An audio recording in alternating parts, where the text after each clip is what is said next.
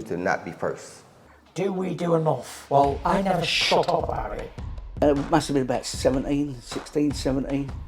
We nicked their guilt rings. Right, the bouncer's guilt ring. This is no good for me. That's the reality. If you want the honest truth, and I see it every day.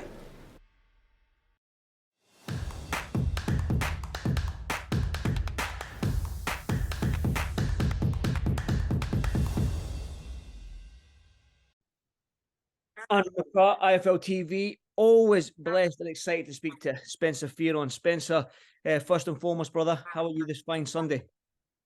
I'm good. Just about to go to the gym and work with a young fighter that I'm working with right now. So that's what we're doing right now. We got inspired by seeing Daniel Dubois challenge for the Unified Heavyweight Championship of the world. So we're going to the gym right now to go do our work. So it's all good. Good stuff, good stuff. And looking forward to seeing who this young kid is if he ever comes out and he's maybe getting in the car right now. You spoke. Yeah, she's jumping in the car right now, but we just got to go do our work. And how it goes. Okay, well, you mentioned there, Spencer, that you're inspired by what Daniel Dubois done last night. Now, I'm just going to jump straight into the deep end. The talking point today is obviously, was it a low blow? Wasn't it a low blow? It was on the belt line. Your initial thoughts, like for me, when I first saw it, I thought it was a body shot. When I saw it on TV live, how fast it was and whatnot, I thought it was a body shot. What did your initial thoughts when you saw it? It was a body shot. It was a body shot, and Usyk went down. But Usyk is very clever. This is not the first time that we've seen Usyk get hurt with body shots. We saw him get hurt with body shots with Anthony Joshua. He knows how to whinge to the referee. And he knows how to control the narrative, which the whole world is on this narrative. And he can play victim, and he played it very well. He played it very well. And that is ring generalship. That is it. I can't knock the guy, because like if he was our guy, if it was reversed and Daniel Dubois was Usyk and the same thing happened, I'll be on Daniel Dubois' side to say, yeah. But I got to be on the side of righteousness, and to be righteous or piety, to be correct and to be right, we got to call it as it is. Usyk got hit with a body shot in round 5, and it was properly delivered. It was like a right uppercut to the body, a shot that I know personally that Daniel Dubois has been working with studiously with Don Charles and Ian Dewberry in the camp, they know that Usyk doesn't like it to the body. We saw that when Anthony Joshua opened up his body attack on him in the second fight in round 9. We also heard the rumors that Usyk was floored by Martin Bakole when they were sparring. So we know that Usyk doesn't like it to the body. And plus, Usyk is not, in today's standards of heavyweights, he's not a naturally sized heavyweight. He'd have been a decent sized heavyweight like in the late 70s, early 80s. He would have been, because that was the size. They were like 220 guys then. Then we've evolved, we've got bigger. And so it's different. But because we've evolved and got bigger doesn't mean that we've actually got technically better. But Usyk, all credit to him, he's a genius. He does genius stuff. He's very, very clever. You can't take away from him. But not only that, but he knows how to command the attention of judges and the attention of referees. Because what good fighters make you concentrate on what they're doing and not what their opponents are doing. Mm-hmm. And that's what Usyk's mastered. So I can't knock Usyk for doing Usyk. I can't knock him for complaining to the ref or getting hit with which was a body shot, right? Because the thing that you wear on your waist, you know what it's called? The thing that you wear to protect you? What's it called? Protector. A groin guard. Guard. A protector. What protector is it? A groin guard. I used to call it a groin guard. Guard. Exactly. Was Usyk hitting a groin? No, he wasn't. Let's call it as it is. That was a legit knockdown, right? Go and listen to Timothy Bradley. I like to listen to the American version as well. I like the ESPN version. Ask Timothy Bradley. Timothy Bradley said, nah, they like, at first, originally, he thought it was in the same round. He realized that it wasn't a low blow. It was a legit knockdown. But Usyk made a meal of it. He made a meal of it and survived, and he's still heavyweight champion of the world. But in complete honesty, Daniel Dubois should have woke up this morning being unified heavyweight champion of the world. Unfortunately, he woke up this morning with nothing but another L on his record and not having a world title. And you have to agree with what Frank Warren said, and knowing that, I mean, I believe that the kid won the fight. I believe the fight was won in the 5th round, but I'm not gonna overly complain about it because I've seen worse robberies than this, right?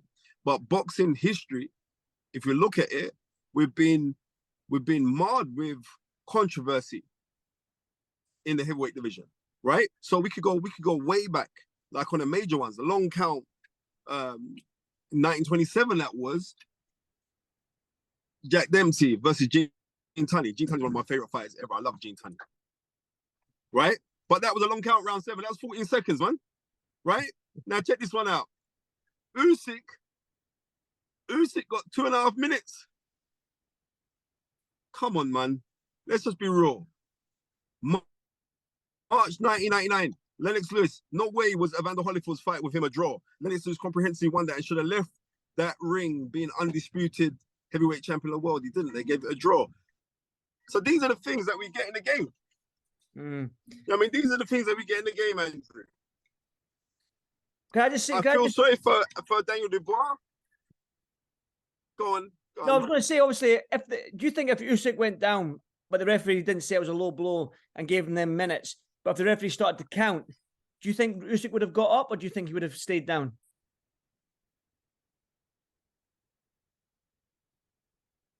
Good question. It's an excellent question, Andrew. I don't believe that he would have got up. You know, I don't believe he would have got up. And if he would have got up, he would have been flawed. He'd have got flawed. So maybe the heart of Usyk, because you can't question his heart. He's got amazing heart. If he would have got up, he would have been flawed again because he was visibly hurt with that shot.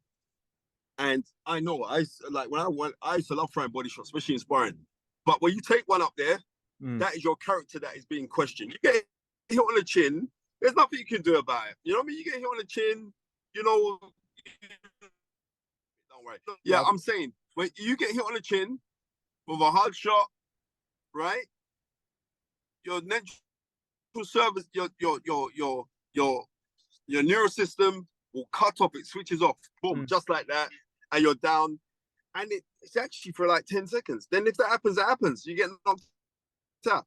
But a body shot is a thing that questions your integrity. You get hit with a hard body shot, it questions how hard you've trained. It questions, do you really want it? It questions your desire, your hunger. All of those things it questions. Usyk got hit with a shot, right? Even though he didn't expect it, he went over from it. And do I think he would have got up? Possibly he would have, but then I think Daniel Dubois would have stopped him anyway. But what's done's done.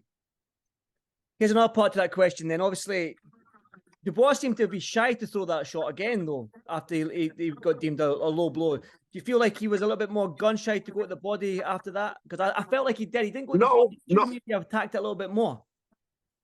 No, because if you watched in that same round, he was still trying to attack the body. He was trying straight left hand to the body instead of trying the right. But what I am saying is, like, I think, whereas, you know, like, oh, well, you know my secret now. You know what I'm going to attack. And he was trying to disguise it. So I don't think so. But what I really wanted to see from Daniel Dubois, which we never saw, I'm not knocking him because he still should be heavyweight champion of the world. But I didn't see the 1986 September Lloyd Hannigan, Donald Curry, where it was like, I don't give a flying F. I'm just going to stick it on you. I wish I saw that. I wish. But that is how clever Usyk is, because Usyk makes you want to be smart. When sometimes you just got to throw caution to the wind and just throw your shots.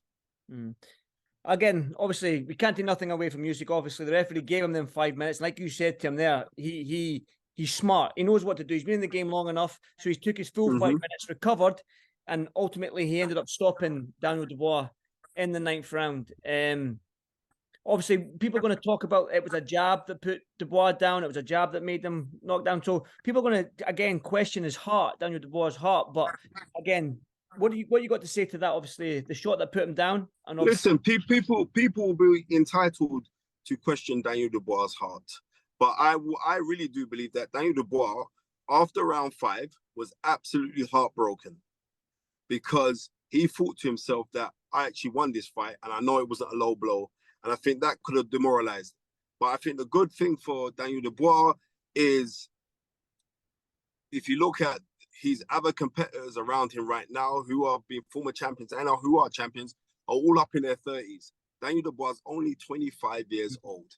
And I can actually say with him, he's actually learning on the job because he's such an hellacious puncher. But he's learning things. I see him do nice things in that. I like the head movement that he was trying to impose in there. I like the fact how he was double jabbing in the fight. He was doing some really good things. And I have to commend Don Charles for the work that he's only had 17 weeks with him. They haven't had a fight together. It's the first fight. It's a massive, massive arcs that they had to go up against. But you know what? At least he can come out with a solace that in the back of his mind, he's heavyweight champion of the world. Regardless what the result says, he's heavyweight champion of the world. Within his mind, if you hold on to that and continually learn and continually and grow, if you can do that, you know, the rules, like if you don't step forward, you're always going to be in the same place. If you can do that, then you know what? We never know where it could lead because he's only 25 years young. And that's the beautiful thing about it. So we shall see. But Usyk's very good. But I tell you this now, Usyk can't fight Tyson Fury. And that's that. That was going to be my next question. Obviously, Tyson... Andrew, he can't fight. Let me tell you this now. Tyson Fury, I was watching Tyson Fury the other day. His first fight with Deontay Wilder, right? And he was very nervous in there because he didn't know what he's going to get and he knows about his punching power. And just watch the first round, how Tyson Fury was double and triple jabbing. I don't care who the guy is. No one ain't beating Tyson Fury. Definitely not Usyk. He's all wrong for Usyk, right? All wrong for him. And that's that. Tyson Fury will eat him up. A matter of fact, I give Deontay Wilder a hell of a chance against Usyk to knock him out because Deontay Wilder won't play. Deontay Wilder be there. He's gonna, and especially now that he's learning stuff with Malik Scott, he'll be looking to trigger that right hand at you. I tell you that for nothing. So yeah, it's a great time for boxing. It's a sad time right now for British boxing. I hope that Frank Warren sticks to his word and finds this inquest to him and Martin Bowers that they, the manager of Daniel Dubois, that they try and get an inquest and hopefully try and push for a rematch. They may not get a rematch, but they should make enough noise just to keep Daniel Dubois still relevant. And all Daniel Dubois has to do to remain relevant is to be back in the gym ASAP and work on the things that he did. Well, listen, Spencer, I've got one more question for you before I let you get on and enjoy your day and get to the gym. Obviously, right now, I woke up this morning and I was watching interviews from IFL TV and other outlets, and there was a lot of guys like yourself that have been in the game long enough saying it was a legal blow. Then you've got other guys saying it was an illegal blow. It was below. Well, so listen to me. Listen to me. All of the ones that were saying it was an illegal blow, it was an illegal blow, right? They haven't got any vested interest in the sport of boxing because the punch wasn't illegal at all. If you have a true vested interest in this sport, right? Not in Usyk or being a Ukraine sympathizer for what's happening in the world. If we look at it to say like we're looking at the integrity of the sport should have reigned supreme, and Daniel Dubois should have become heavyweight champion of the world last night because that was a legit legal blow. But imagine that referee saying, listen, I want to go back to Puerto Rico safe. I can't call that an official knockdown and go where? Did you see the fanfare when Usyk came out? He had that rock star guy singing in the Ukraine rock music and everything else. It was too hyped. He wouldn't have left there alive. Exactly. Well, listen, it's one of them ones, man. Boxing's one of them sports where we don't have VAR like tennis and football and all this sort of stuff. So it's always going to be a talking point in the morning after, whether there's going to be a controversy. Yeah, I believe that we should have things like that. We should have things. There's too much power for a referee to have, and a referee's a human being, and you are also fallible, and you are open to make mistakes. And I believe that was a mistake done on the referee's side. And also, look how long the referee was giving Usyk to recover. Even when they was pulling him back into the middle of the ring, he was giving even more time to recover. Like he's warning Daniel Dubois, you pulled him to the middle of the ring, touch gloves, carry on fighting. He didn't do that. Come on. Let's be real, man. Call it what it is. And that's why I love speaking to you, Spencer, because you speak your mind, man, and that's what I love about you, my man. But like I say, you're going to the gym now, do a little bit of training, so I'll let you get on, Spencer. Yeah, I got to go do my work right now. And you know what I mean? And big up all you guys at IFL. But Andrew, it's always a pleasure speaking to you, man, because you're a real one. Like I always say that I genuinely mean that. You are a real one, my friend. No, I appreciate so you, Spencer, man. Like I say, I always appreciate your time, brother, man. Enjoy the rest of your Sunday, mate, and I'll speak to you soon. All right, mate. Take care. God bless. Thank you, brother. Thank you. To not be first. Do we do enough? Well, I never shut up about it. It must have been about 16, 17. We nicked their guilt rings. Right, the bouncer's guilt ring. This is no good for me. That's the reality. If you want the honest truth, and I see it every day,